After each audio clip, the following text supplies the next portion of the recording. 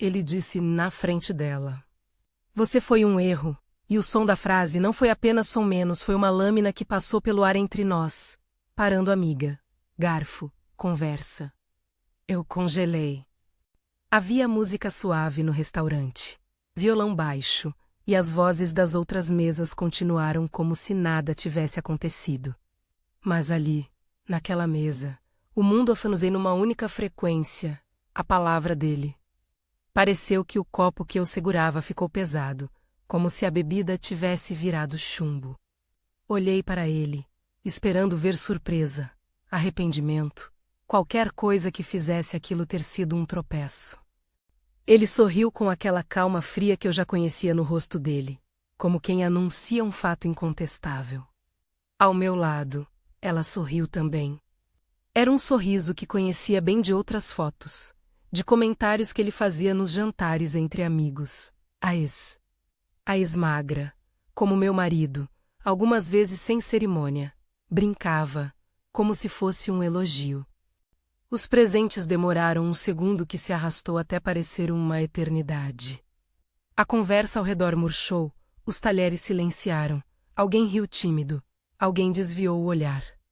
Eu senti as faces esquentando de vergonha, não só minha menos um calor difuso que parecia vir de dentro dos ossos. Naquele instante, o mundo me ofereceu duas opções muito simples: reagir na mesma moeda menos gritar.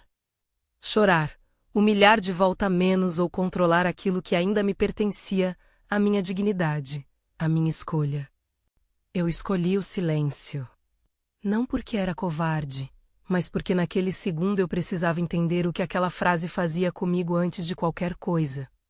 Se você já passou por algo parecido, comente eu vi, eu quero ler sua história. Não foi só aquela frase.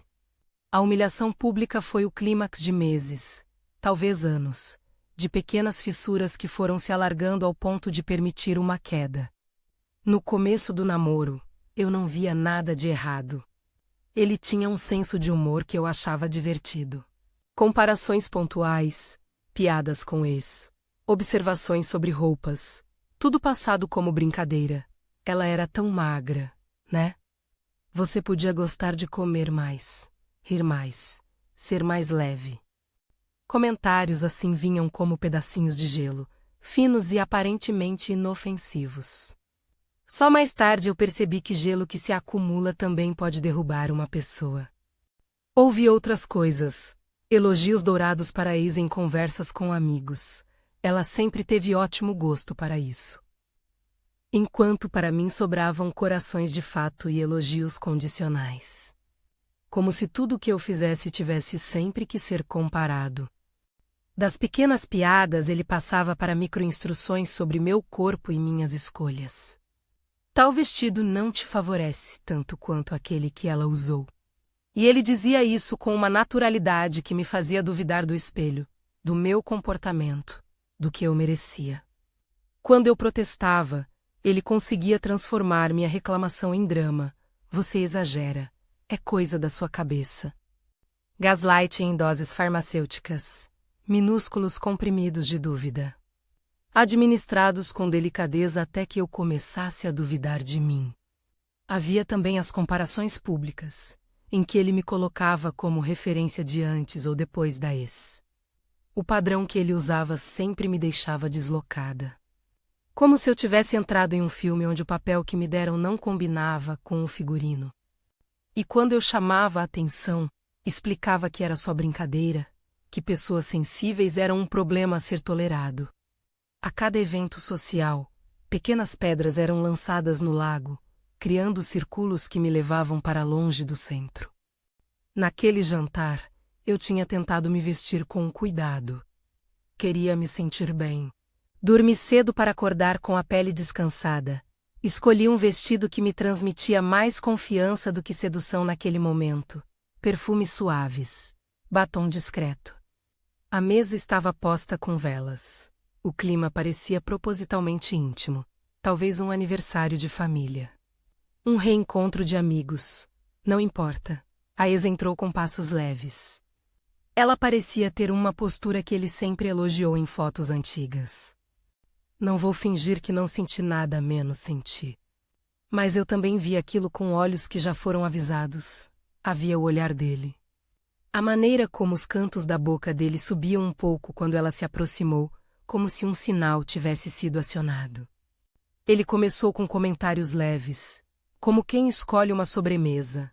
Nossa, você lembra dessa blusa que ela costumava usar? E riu, meio solto, como se fosse inocente. As pessoas ao redor sorriam, pois ele era carismático nos encontros. Eu senti a miríade dos pequenos gestos, o toque de mão que demorou um segundo a mais na parte de trás da cadeira dela. Um elogio a algo que ela supostamente fazia melhor do que eu. Cada pequeno gesto teu tinha uma economia a menos, ele investia nas comparações para colher insegurança. Então veio a frase. Simples, direta, você foi um erro, a voz dele, baixa, mas afiada o suficiente para atravessar o tecido soprado do vestido, para chegar até o meu rosto. O silêncio que veio depois não foi vazio. Foi cheio de coisas. Cheio de julgamentos, de olhos medindo, de fornos silenciosos de pensamento. Foi um silêncio que pesava, que fazia o tempo parecer mais denso. Em minha memória, eu vejo as pessoas como estatuetas, a tia que sempre tenta amenizar com uma risada, o amigo que olha para o chão, a ex que contempla com um mínimo de constrangimento e, por baixo, talvez alguma satisfação. Eu senti meu corpo reagir, as mãos ficando úmidas, a garganta grossa. Mas havia também um pensamento, cortante e claro, isso não é sobre mim. Isso é sobre aquilo que ele resolveu mostrar. Era um cálculo profundo, simples, que me ajudou a respirar. Ele esperava talvez uma cena, o estouro que alimentaria um drama. Que lhe daria razão, que poderia ser contado depois como você viu? Eu tentei, ela explodiu. Pessoas que humilham em público buscam uma audiência e, muitas vezes, uma justificativa para suas palavras. Eu não quis ser o alimento daquele fogo. Escolhi, naquele instante, fazer um movimento que parecesse pequeno, mas que carregava minha integridade. Respirei fundo, olhei para ele com calma e disse 2 frases curtas. Se você acha que eu sou um erro, eu não vou validar isso aqui. Minha voz estava firme, mas controlada. Não era um pedido, não era uma súplica. Era apontar a linha que ele havia cruzado. Não vou entrar no seu jogo. Levantei-me. Não foi uma fuga. Foi uma retirada estratégica. Saí do calor daquela mesa para o ar frio da rua, onde os passos parecem mais vívidos e o mundo real volta a ser palpável. Do lado de fora, respirei até meus pulmões procurarem o ar de novo. Minha pele voltou a ter sensação. Foi um movimento que desestabilizou a narrativa dele. Na rua, vi as mensagens no meu telefone chegando em cascata, menos uma delas dele. Dizendo coisas que eu já tinha ouvido antes, explicações rasas. Não tão rasas de culpa, não era minha intenção. Você entendeu tudo errado. Ele tentou reparar o estrago com palavras, talvez com um pedido de desculpas que soou a cálculo. Eu não precisava ouvir tudo. Eu precisava, naquele momento, de um pouco de suporte sólido. De alguém que me ancorasse no que eu sentia sem tentar consertar meu emocional com soluções rápidas. Procurei uma amiga. Ela me encontrou em frente ao bar, olhos arregalados, a mão pousando no meu ombro com firmeza. Vem cá, ela disse. Não tentou me convencer de nada. Não me pediu bons motivos. Sentou comigo no banco da calçada e, com a simplicidade de quem já foi rasgada, perguntou apenas: você está bem? Às vezes a pergunta certa é essa, crua, sem arranjos. Eu chorei. Chorar não é sinal de fraqueza. É uma liberação. Chorei pelo que aconteceu, pelas pequenas coisas que se somaram até aquele momento e por ter sido exposta daquela maneira. Voltamos para casa juntas. No caminho, falamos coisas que também eram parte do meu processo de entender. Ela falou sobre padrões que viu antes. Sobre como a humilhação pública é uma forma de controle, uma forma de dizer eu tenho o poder de te diminuir diante de outros. Isso me dá autoridade. Discutimos também a forma como, quando o parceiro é carismático, as pessoas simplesmente seguem a narrativa que ele cria. E eu percebi, entre uma palavra e outra, que a dor da humilhação podia ser transformada em entendimento. Nos dias que se seguiram, vieram as tentativas dele de explicar e de me convencê-lo de que tudo foi apenas uma brincadeira mal colocada. Ele enviou mensagens dizendo que eu havia tirado tudo do sério, que foi um momento bobo, que tudo bem, vamos conversar. Havia também a clássica tentativa de me isolar. Por que contar isso para os outros? Vai só tumultuar mais. Quando alguém tenta te calar depois de te ferir, é porque não quer que outros vejam sua violência. Não aceitei ser silenciada. Passei noites longas pensando em milhares de coisas pequenas. Em alguns momentos, senti vergonha. Vergonha pelo que outros poderiam pensar. Vergonha por ter sido alvo daquela frase. Vergonha por ter ficado calada enquanto a cena acontecia. Mas essa vergonha, aos poucos, foi sendo reexaminada. Eu percebi que a vergonha que me pediam para carregar não era minha. Era uma tentativa do agressor de transferir sua própria culpa.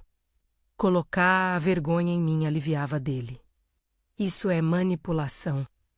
Eu comecei a escrever sobre isso. Escrevi cartas que nunca enviei. Escrevi listas de momentos que me ensinaram a desconfiar de mim mesma. Escrevi também sobre coisas boas, minhas conquistas, minhas escolhas, as roupas que eu amava. Escrever foi um método de recuperar minha voz. Procurei apoio. Não vou ficar dando um manual técnico sobre isso, porque cada caso é diferente e ninguém deve receber receitas prontas para situações tão íntimas. Mas existiram duas coisas que foram fundamentais para mim: companhia sincera e limites claros. Uma amiga pediu para que ela e outras amigas não comentassem a situação de forma que me envergonhasse mais. Preferiram me ouvir. Outra amiga, de voz firme, disse a ele em uma ligação curta e direta que ele havia ultrapassado um limite. Pode parecer pouco, mas ouvir alguém dizer em voz alta que você foi agredida menos e que isso não é aceitável tem um efeito poderoso. Houve também um momento em que ele tentou justificar a escolha pública. Eu estava sendo franco. Estava cansado de comparações. Só que falei de um jeito errado. Frases assim aparecem com frequência. São desculpas com lenha do mesmo fogo. Eu percebi naquele instante que nenhuma justificativa limpava o ato de humilhar em público.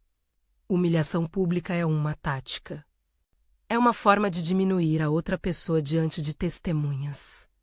E nenhuma vontade de ser franco se sobrepõe à dignidade do outro. Tive discussões com familiares e amigos.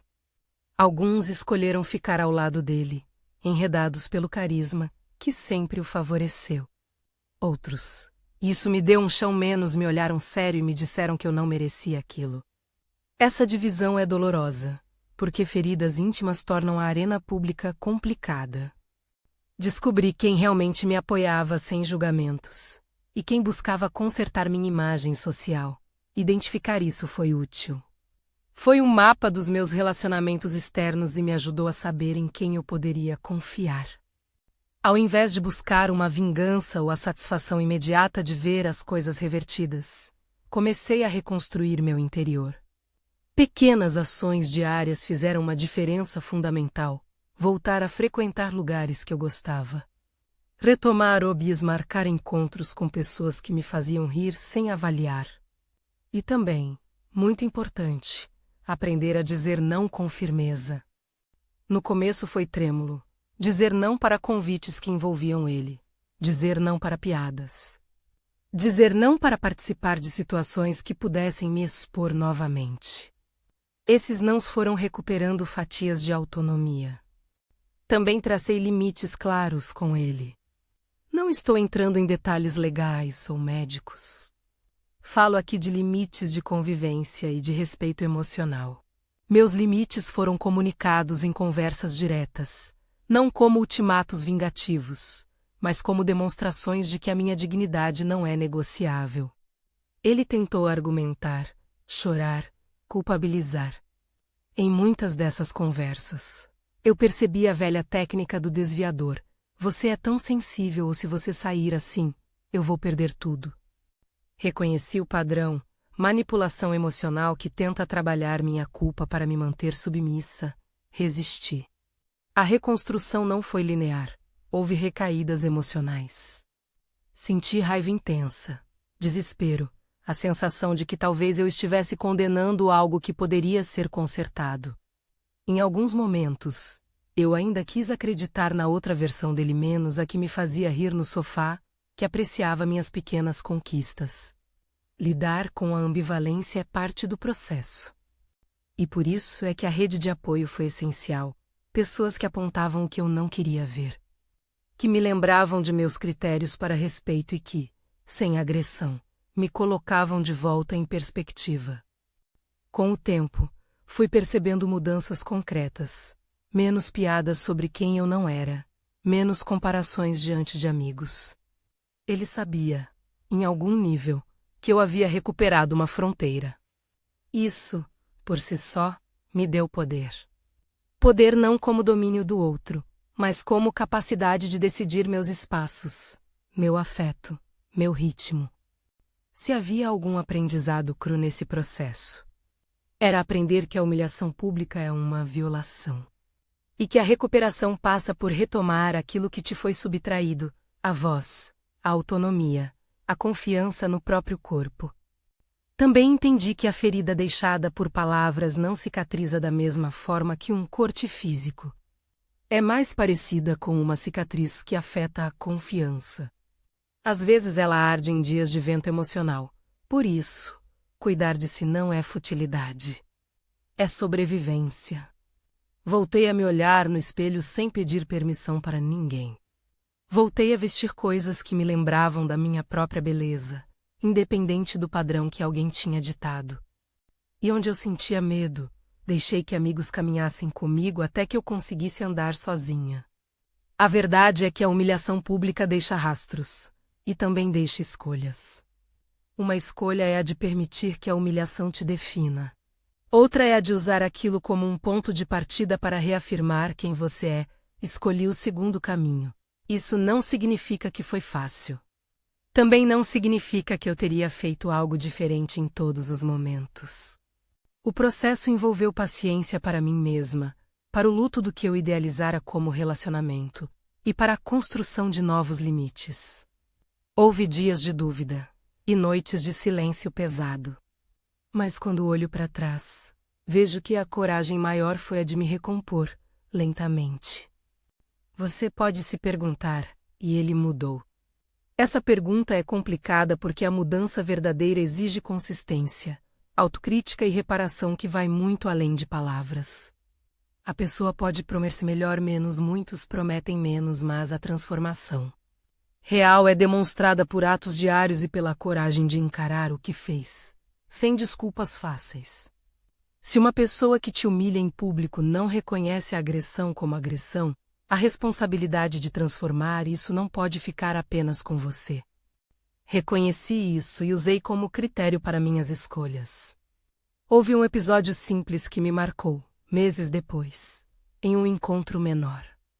Ele fez uma piada sobre algo que havia me magoado antes.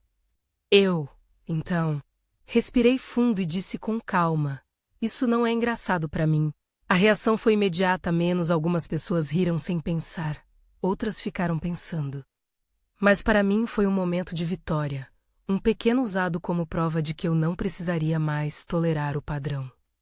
Às vezes as vitórias são pequenas e quietas, e é nelas que sua autoestima se reconstrói.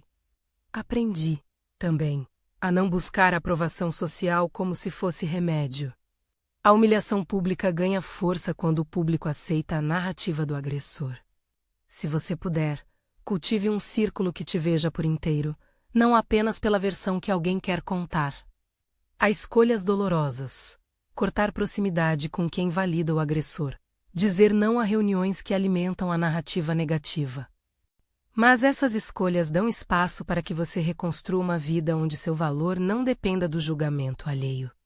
Quero dizer, com honestidade, que a jornada de cura não é linear e nem rápida. Não há um botão que se aperta e tudo volta ao normal. Há, porém, uma série de passos menos, alguns pequenos, outros grávidos, que ajudam. Procurar alguém de confiança com quem dividir o peso é um deles. Falar com um profissional pode ajudar, mas não vou listar opções específicas. Apenas lembro que pedir ajuda é um ato de coragem. Buscar rede de apoio, amigas que não te forcem a justificar suas emoções, ou espaços onde sua voz seja acolhida sem julgamento. E, acima de tudo, crie rituais que te lembrem de quem você é fora daquela relação, uma caminhada, um hobby, uma playlist que te levanta. Talvez a parte que mais me fortaleceu foi recuperar o direito de narrar minha própria história. Por muito tempo, eu aceitei a narrativa que ele oferecia menos a de alguém problemática, sensível, responsável pela tensão no casal. Recontar a história para mim e para pessoas de confiança foi uma forma de retomar o controle. E quando as pessoas ouviram e validaram, eu senti a vergonha se dissolver um pouco. Não se trata de buscar aplausos, mas de reconhecer a realidade dos fatos e dar-se permissão de existir fora da ótica do agressor. Se você está comigo agora e passou por uma situação parecida a menos alguém que diminui você, que te humilha em público, que usa comparações como instrumento de controle, saiba que não está sozinha.